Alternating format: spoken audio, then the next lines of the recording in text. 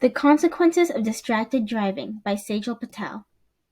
Did you know, according to the National Sheriff's Association, that 3,000 motorists die per year in America due to distracted driving?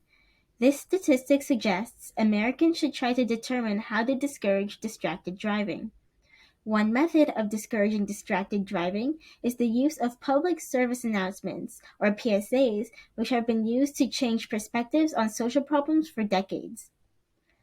The use of PSAs may be able to prevent loss of life, injury, and expenses due to avoidable traffic accidents that not only affect the driver but also the people around them. For example, if you are driving while texting, you are not only endangering yourself but also your passengers, pedestrians, and people in other cars around you. For some, the use of punishment, such as getting tickets for distracted driving, is more effective than PSAs due to the belief an accident like the ones in the PSA will not happen to the audience. Even so, PSAs can help reduce the number of distracted driving incidents by advocating self-protection, connecting emotionally to previous accidents, and deterring the audience from doing the same through the use of fear. Distracted driving PSAs generally use emotions in order to connect with their audience. According to the article, research video-based threat appeals may lead to less texting and driving from Penn State. The study split a group of 100 people into two groups. One group watched a PSA where a distracted driver was hurt and hurt others around them, while the other half watched a PSA where no one was put in harm's way.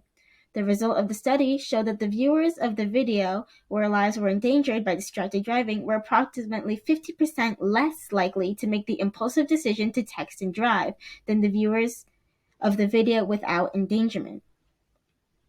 This study proves that the use of fear in PSAs can affect the viewer's outlook on this social problem. This realization from the viewers, through the fear of putting themselves and others in danger, will deter them from distracted driving in the future. According to the results of another study, over half of the students perceived the PSA as believable and thought it would be beneficial to air on television. Most students in the sample somewhat agreed that after watching the PSA, they were less likely to text while driving and more likely to speak up when they were passengers. This finding suggests a degree of effectiveness from the fear appeal, scientific research. The PSA in question was another fear-appealing video that showed the real consequences of distracted driving.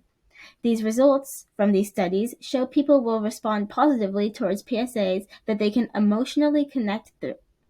In this case, the emotion being the fear of harm befalling themselves and their loved ones. Fear is not the only emotion that PSAs use in order to inform their viewers of the risks of distracted driving. PSAs such as "It Starts With You, Zero Tolerance of Distracted Driving" from the source National Sheriff's Association told the sad story of Justin Iberg. According to Justin, it was just a normal day. He had gotten off of work and was heading home. Justin, while reading a text message while driving, hit two cars and a motorcyclist. The man on the motorcycle died from the incident, which landed Justin in county jail for a decade-long sentence. A similar PSA was used in this course, sharing the story of a teenage girl named Alex who had lost her life by texting while she was driving on a dangerous shortcut to school. In this PSA, her family mourns their loss while telling her story and how paying attention to the road may have saved her life. Although these PSAs did not use fear like the ones shown above, these sad stories of these two tragic accidents are still enough to make listeners think twice about picking up their phones while on the road. From the same study by Scientific Research, it was noticed that females had reacted more empathetically to the PSAs than males. The men who did not sympathize with the PSA said they would be more willing to stop distracted driving if the consequences were vindictive, such as receiving a ticket or getting arrested. However, receiving punishments determines that the driver had already been driving while distracted.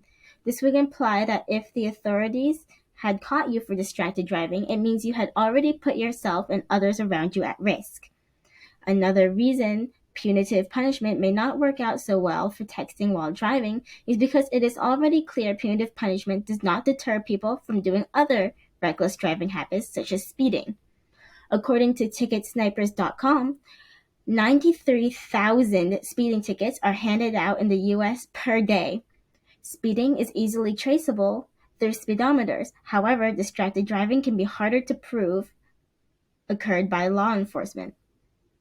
Therefore, with even less likelihood to be caught while driving distracted than speeding, law enforcement doesn't impose as much of a threat as the fear of losing your life and the lives of others around you due to your decision to drive while distracted.